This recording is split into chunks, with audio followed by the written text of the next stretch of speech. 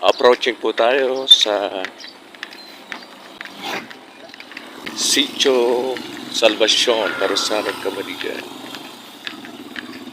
Na-report ko na kanina yung identity ng isang namatay na binatilyo, si Vinz Karl Francisco Breboneria.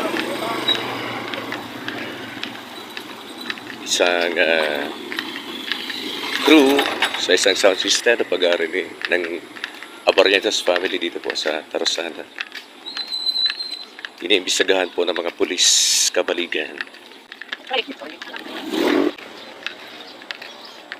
Inaalam pa ng PNP-Camaligan investigating officers kung ano ang nangyari talaga.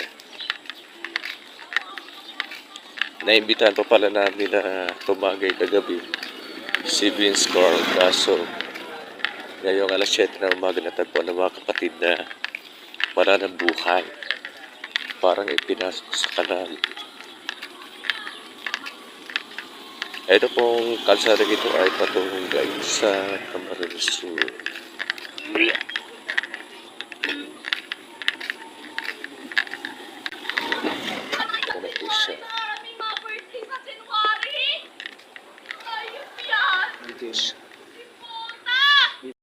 This is Ina's Vlog, my day-to-day experiences in life. This is Ina's Vlog, my advocacy, my music, my stories. This is Ina's Vlog, let me share with you my world. This is Ina's Vlog.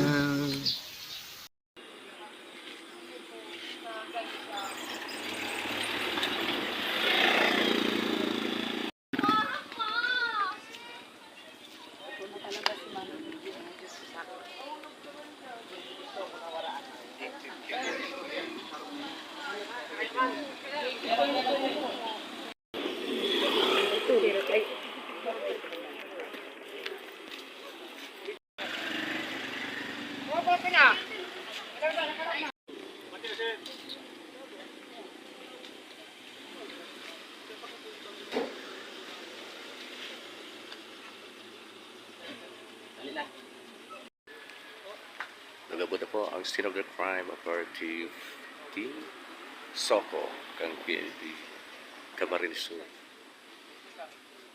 para sa investigasyon sa pagkakagadan ng sarong minor de edad di sa Tarosanan, Camaligan, Zone 4, Sitio Salvacion, sa persona ni Vinz Karl Francisco Breboneria, 17 years old.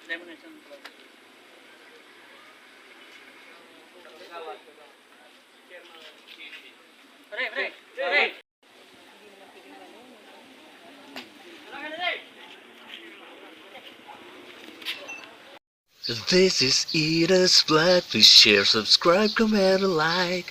Thank you very much.